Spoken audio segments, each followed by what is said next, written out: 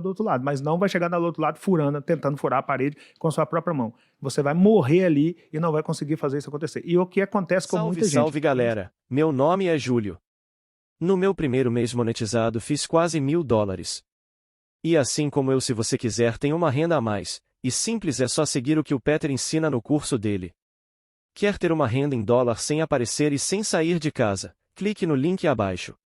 Exatamente. E aí você falou, me chamou a atenção, porque você falou que quando você estava escrevendo os outros livros, por mais que você já tivesse mais sucesso do que você tinha quando você começou, você ainda tinha uma hipótese de que isso daí poderia te levar até, né, lugares muito mais altos. E você chegou naquele lugar mais alto. Então aquela hipótese se validou. E agora que você chegou, você escreveu um livro. E esse livro, até onde eu sei, ele tem 10 princípios, 10 regras 10 básicas, né? Qual que é a lógica? Quais são essas regras? E para quem está ouvindo, e até para a gente aqui, como que a gente pode usar isso daí para que a gente, na nossa vida, possa, sei lá, ter mais resultado, prospere mais, ganhar mais dinheiro, enfim, não sei qual é o fruto, né, de aplicar essas regras que você colocou no livro, mas quais são elas e qual é o benefício de segui-las? Bom, primeiro é que nenhuma delas está dentro de loja, você não compra.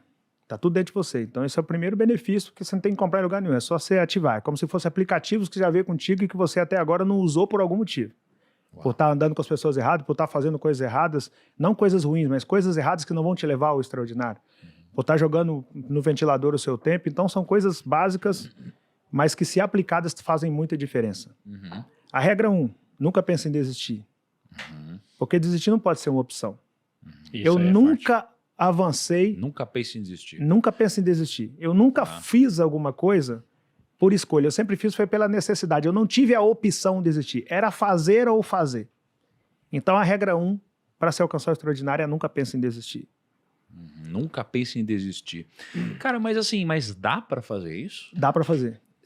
É mais sob a ótica de nunca desista ou nunca pense em desistir? Porque você já teve vontade de desistir alguma vez na sua vida? Ou de falar assim, putz, cara, eu acho que isso daqui... Você já teve vontade? Mas eu acho que é mais desistir do seu objetivo maior. Por exemplo, Sim. eu não queria ser um fudido.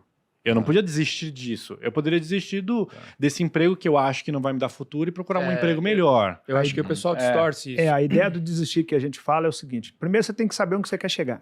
Rick, você me desculpa, eu tô num processo de reeducação alimentar aqui, Fique à tá? vontade. Só pra... Me desculpa. Se precisar de uma água para comer, eu te vendo. Aí é onde eu entro. Primeira coisa sobre a ótica que eu penso, que outras pessoas podem pensar diferente e tá tudo certo, que cada coisa se aplica para cada pessoa. Então, a minha maneira de pensar é, eu preciso saber o que eu quero. Quando eu comecei a minha caminhada lá, aos 7 anos de idade, por que eu comecei? De onde surgiu o Rick Vendedor? Surgiu porque até os 7 anos de idade eu nunca tinha comido carne. E eu queria conhecer carne.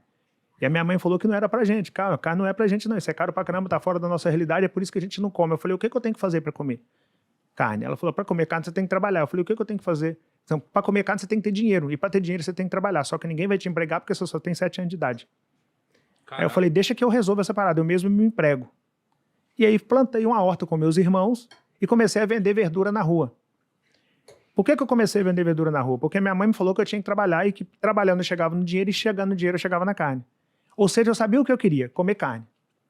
E a minha mãe me contou um planejamento básico. Trabalho, dinheiro é igual a comer carne, ou comprar qualquer coisa que você quiser. Então eu comecei a vender verdura para eu comer carne. Se eu viesse que, sei lá, veio uma seca e a minha verdura não cresceu, eu poderia desistir de vender verdura, mas eu ia passar a vender sacolé e o meu objetivo era o mesmo, comer carne. Sacolé não dá, eu ia parar de vender sacolé e eu ia passar a engraxar sapato, o meu objetivo era o mesmo, comer carne. Então quando a gente fala de não desistir, não é de não desistir de não comer carne. Eu quero comer carne, não vou desistir disso aqui não. Agora, o que eu vou fazer para chegar até aqui, eu posso mudar a qualquer tempo, porque não é desistir, é a questão de não dar murro em ponta de faca. Pô, eu tô vendo que esse solo aqui não é fértil. Eu tô vendo que a alface aqui não cresce. Eu vou insistir em plantar alface aqui? Errado isso. Eu posso vender sacolé porque eu tô num lugar que é mais quente, então eu vou vender sacolé porque nesse momento dá para eu vender sacolé. Veio o inverno? Não, então agora eu tenho que vender capa de chuva. Vai chover, eu vou vender capa de chuva, não vou vender sacolé. Agora, o objetivo é o mesmo. Seja lá o que eu for fazer, o objetivo é chegar no dinheiro e depois chegar no dinheiro, chegar na carne. É ter a visão de, tipo assim, onde é mais fácil te levar ao seu objetivo. Não mais fácil, mas é, tipo assim, mais provável, né? Que é que nem que você falou, tipo, pô, puto inverno, você vai ficar vendendo gelinho, tipo, não dá. A ideia é olhar pro que dá para fazer, quando der para fazer e executar. Então, olha só que interessante o que o Rick falou, né? Quando eu eu conversei com um monte de gente bem-sucedida, né, ao longo da minha história, eu sempre perguntei para elas o porquê que elas atingiram sucesso. Cada uma falou uma coisa diferente, mas teve uma coisa que todas falaram. Foi o único termo dito por todas as pessoas que eu conheci que são bilionárias, que são bem-sucedidas, que são milionárias, que são famosas, todas. Elas responderam resiliência. E as pessoas, elas interpretam resiliência talvez de uma forma errada, com um risco de talvez interpretar esse princípio, essa regra também errada, se você não explicasse. Porque a resiliência para as pessoas é tentar até conseguir. E não é possível você tentar até conseguir. Porque às vezes você está de cara para uma parede, você vai ficar tentando seguir reto e você vai dar cabeçada e nunca vai conseguir passar pela parede, a não ser que você tente algo diferente. Então a resiliência que essas pessoas mencionaram para mim, na minha interpretação, é você tentar coisas diferentes até conseguir. E o que você está falando é o seguinte, você nunca deve pensar em desistir do fruto que você quer colher. Não é mesmo? Agora, do processo, você pode desistir dele várias vezes, porque o desistir, nesse caso, não é fracassar. O desistir é entender que existe um outro caminho possível. Né? É mudar, mas nunca desistir do seu sonho, né? Do fruto que você quer colher. Propósito. Do propósito. Eu falo que na vida nós temos que ser igual a água. Modele seu curso de acordo com a natureza do solo por onde você passa. Olha lá, que não adianta você achar que você vai furar uma parede de, sei lá, de concreto puro com seu dedo e bater num dedo, não vai furar. Agora, por algum motivo, se você desceu o elevador aqui, o elevador deu defeito, eu vou descer de escada, deu defeito na escada, eu vou descer de rapel, vou descer esse prédio aqui de alguma maneira e vou passar por essa parede e vou chegar lá do outro lado. Você vai chegar lá do outro lado, mas não vai chegar lá do outro lado furando, tentando furar a parede com a sua própria mão. Você vai morrer ali e não vai conseguir fazer isso acontecer. E o que acontece com muita gente? Insistir em projetos que visivelmente não vão sair daquela ótica ou daquele patamar ou daquele degrau, e achar que daquilo ali vai alcançar o seu extraordinário. Ou culpar o universo como, cara, eu sou um cara esforçado, eu sou um cara dedicado, eu sou um cara que faz a minha parte e eu não consigo. Por que eu não consigo? De repente você é até um cara esforçado, é até um cara dedicado, é até um cara que faz a sua parte, mas você está insistindo em uma ideia que não vai te levar ao extraordinário por esse viés. Mas, de repente, você pode buscar novas maneiras de se fazer a mesma coisa para que essas novas maneiras de se fazer a mesma coisa possa possibilitar a sua condução para o seu extraordinário. Quais foram as mudanças que você foi fazendo sem desistir do seu sonho para que você conseguisse chegar lá? Porque não foi a primeira coisa que você tentou na sua vida, isso daqui me levou. Não, você falou, isso daqui não vai dar certo. Aí você foi mudando. O seu sonho sempre continuou o mesmo. Quais mudanças que você fez, assim? A primeira de mentalidade. A primeira mudança é a mentalidade, porque no cenário que eu fui criado, a mentalidade que se ensinou foi, isso não é pra gente. Esquece carne, não é pra você. Esquece conga, não é pra você. Eu caçava quichute. Quichute é cruel pra caramba. E a conga era o primeiro passo depois do quichute. O all-star era o segundo passo depois do quichute. Esquece, não é pra você. E esquece morar bem, não é pra você. Esquece esse negócio de faculdade, não é pra você.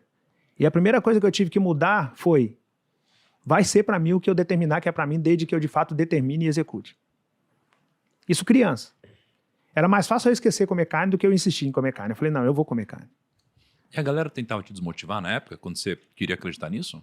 Tenta, porque a inveja nasce na intimidade. A inveja é um negócio que nasce na intimidade, a gente de perto. O cara de perto não vai comprar o alface na sua mão. O coleguinha da sua escola não vai falar com a mãe dele para comprar a couve na sua mão, o almeirão na sua mão. Porque o coleguinha da sua escola quer te ver bem, desde que te ver bem, não significa te ver melhor do que ele. Então ele não vai comprar na sua mão. Ele vai tentar derrubar a sua ideia. Eu era uma criança, o que não é bonito, eu sempre falo isso, não acho legal uma criança andando vendendo verdura, o lugar de criança é na escola, mas no meu caso não tinha opção, era fazer ou fazer, era uma corrida contra a fome, e aí eu tinha que vender. E quando eu passava para os meus coleguinhas vendendo, todos eles ficavam, tá vendendo, ele é pobre, ele tá vendendo, nós estamos brincando e ele tá vendendo. É uma maneira de tentar minar aquilo que você tá fazendo. Eu tinha que ser forte para suportar aquilo ali e seguir, porque senão não chegava na minha carne. Cara, e pra criança isso é cruel, né? Tipo, você passar Cara, âmbito, quando você é criança, você tá nessa fase da escola que tudo é comparável.